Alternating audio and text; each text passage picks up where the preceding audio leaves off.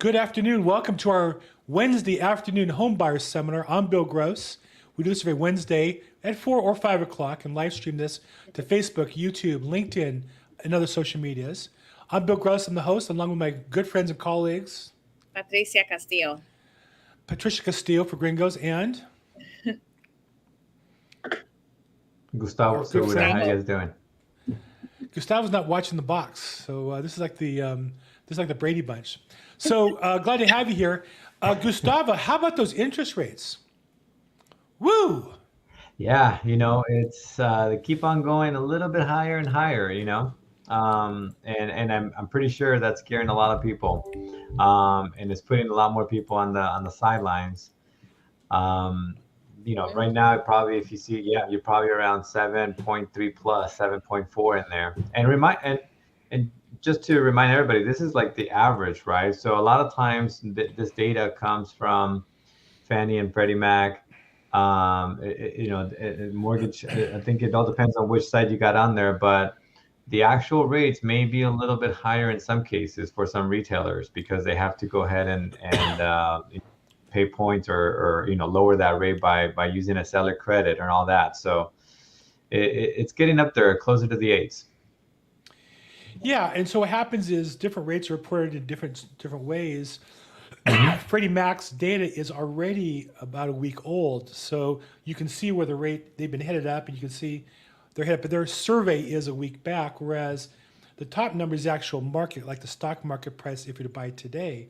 And you can see that today we're at 7.36, which is where we were closed last week. But wow, yesterday, Monday and today, yesterday, it wasn't just Hurricane Hillary that was invading Southern California. It was the interest rates, huh? Yeah, definitely. And today it was a positive move because the job reports that came out before they were updated. So basically showing that the job market is not as strong as they anticipated.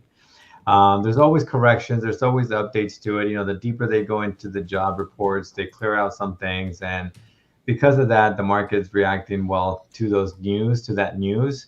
But still, we're still above where we used to be a month ago, Right.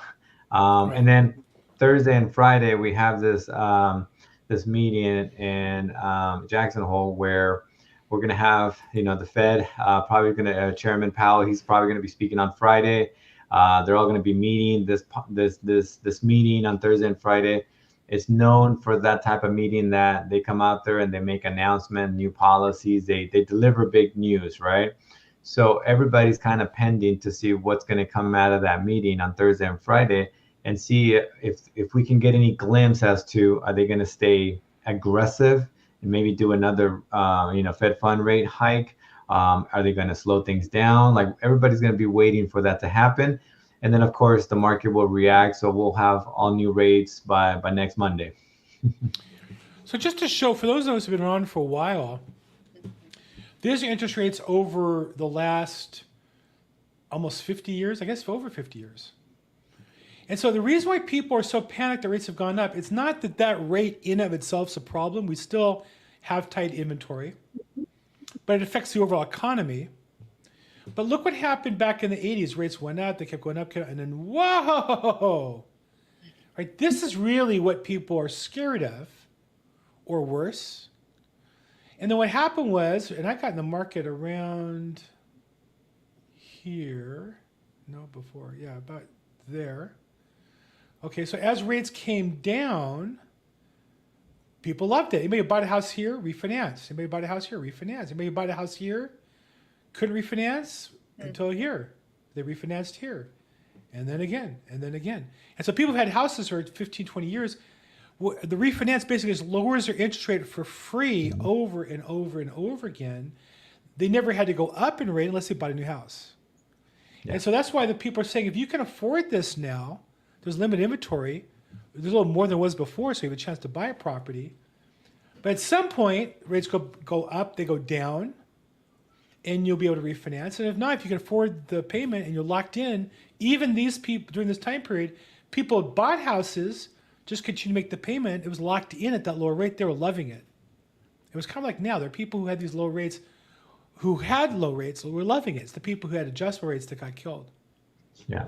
And So this, that's what. and this, Go ahead. oh, I was going to say, this ties into that chart that we looked at last week, where over time, 5, 7 years, it's more profitable to always have and own a home. Yeah. Mhm. Yeah. Mhm. Yeah, All even things if you're equal. paying, a higher payment now and you're looking for that opportunity to refinance in the future when the rates come down, that's much better than paying rent where you're not investing into your own future as far as starting to build that wealth for yourself and your family. So that's one thing also to think about is when you're purchasing a home, even with higher interest rates today, you're getting ahead of that competition that's lying up front. Once the rates do start to come down, we're going to see an overwhelming amount of buyers coming out of the woodworks. So that's what I'm advising my clients of right now as well. Is, like we always say, sharpen your pencils and make sure that you are not overspending right now. This is really not the Mhm. time to do that. This is a really good time to keep track of your budget and still keep that goal in mind of purchasing a home. And of course, looking at the payment, because if you can afford it today, you're just going to be smooth sailing once the rates come down and you refinance at that lower rate. You'll be living the life. You'll be like living in Downey, California, In the Yeah. 562. Yeah. in Yeah. the Beverly Hills of the 562. You'll be loving life with Yeah. that fixed rate Yeah. mortgage. Yeah. Yeah, that's right. I have my mortgage right now is at 3.25. You know what's interesting to me is that despite the rise in rates, I haven't any buyers back off. Now, I will say, as a listing agent, I got them to waive contingencies, so for some of them, there's no way really out. But and as a buyer, you want to make sure your loan's locked in, and rate wise as well as conditions. But Absolutely. I've not had buyers cancel because the rate went up. Like there's enough margin there. What else are they going to buy? They want to buy that house. There's not much else in the market. Right. And I think that's the thing you have to realize is you're buying a house at $500,000. If it goes up, and we saw that last week, 7% per year, so you're paying 7% interest rate, but it's going up 7%. The whole house is going up. You're only borrowing, maybe 90% of it. So it's a game where as long as appreciation stays with the inflation, you're in good shape. As long as your income stays with that payment as well. Right. And when the rates come down, we're going to see a lot of buyers getting Yeah. pre-approved. And, it's so easy to get a pre-approval if you have all of your information lined up, Right. right? You send everything to me or to Gustavo. We can get that, get working on that pre-approval for you right away. But the market's going to take a little bit of time to catch up and for us to start seeing more inventory coming on the market. If we have other sellers that are now seeing the rates come down, maybe that's going to intrigue them to list their homes and possibly sell. So you're still gonna see more buyers coming on the market with still a low inventory market. So it's just gonna increase that competition much higher for buyers.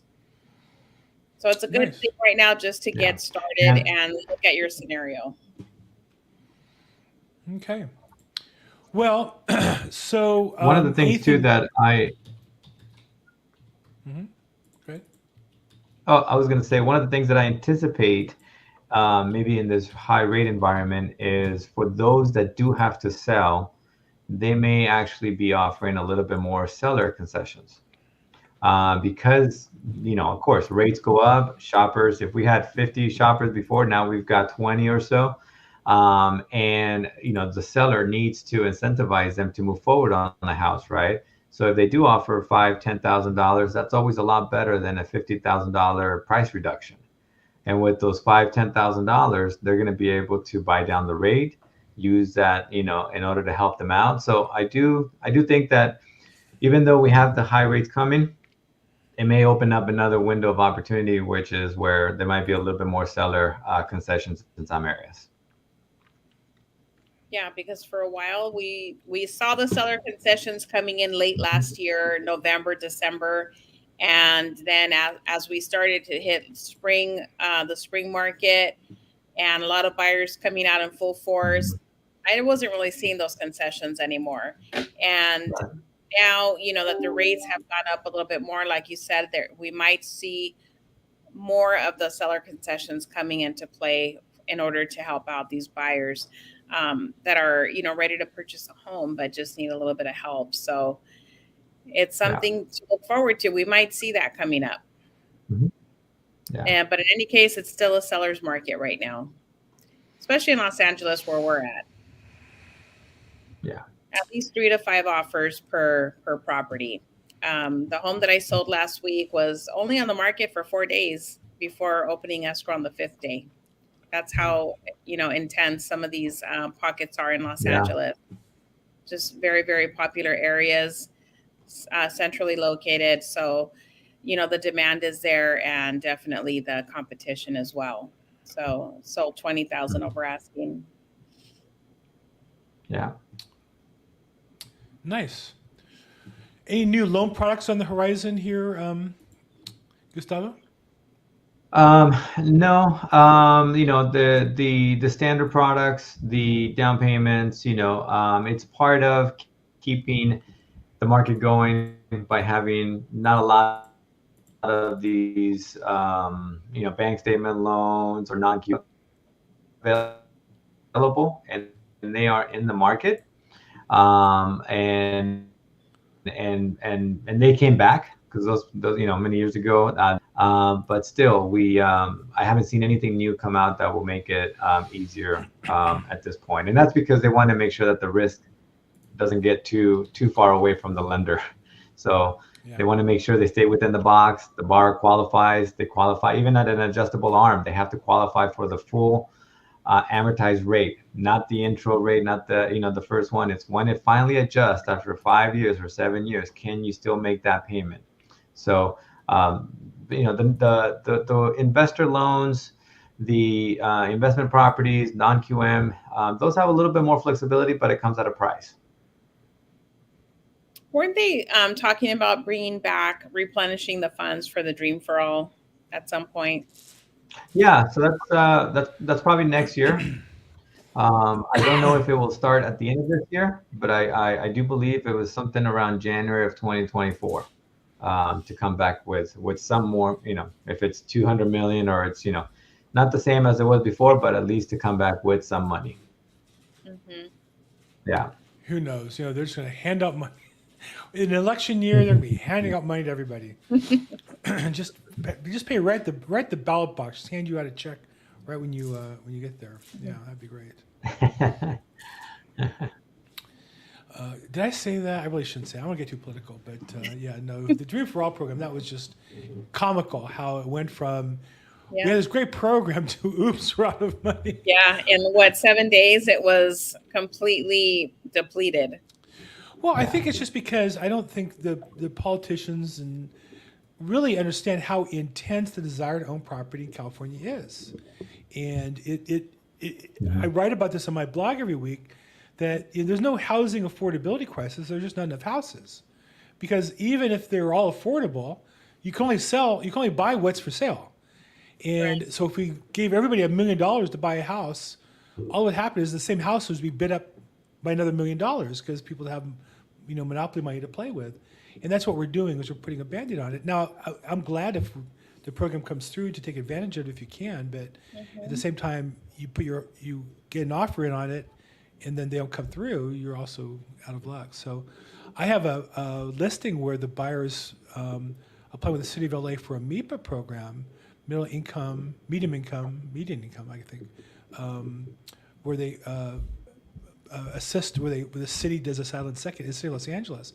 I've never closed one in the city of LA, but the lender called me, has done a couple. She showed me closings that she had done, and we'll see. I'm supposed to get approval here today or tomorrow, but definitely we should be looking for those extra. I know, Gustavo, I know you're in the OC, but here in LA, that's a program that if you can make it work, would be great. It's just tough to get a listing agent to accept it. Easier now because the market's a little softer. So a buyer, if you're looking for alternatives, talk to your lender. Now is the time to look. Veterans were discouraged because people, you have to have a VA loan really requires a good VA lender and a good VA understanding of the VA procedures. But this is the time for veterans who got shut out to step up and take advantage of the opportunity, I think, right now. So, okay, Yeah. last closing question, comments. Gustavo, what's the last word you want to send off people for the week as they go out and buy a home? You know, we always talk about the pre-approval. It's great, but really stay focused during this time on that future. You know, a lot of people. I talked to someone. They were paying $4,000 in rent, and they asked me, and they right away they asked me about the rate. Where's it at? And I'm like, yes, you're not gonna like it. You know, it's 7+, right? I go, but let's talk about something else. I said, you know, how long have you been renting? Oh, 5 years. Okay, well that's this much money going away, right? So let's focus on that opportunity to own and what does that mean? And then what is that going to look like for 5 years from now? Because I think that's really the bigger conversation. Because like you said, they can always refinance. And even back from the 80s, if you bought it at that 15% rate, you just were going down, down, down and keep refinancing and you were glad that you bought. So that's, you know, I want to leave home buyers with that. Yeah.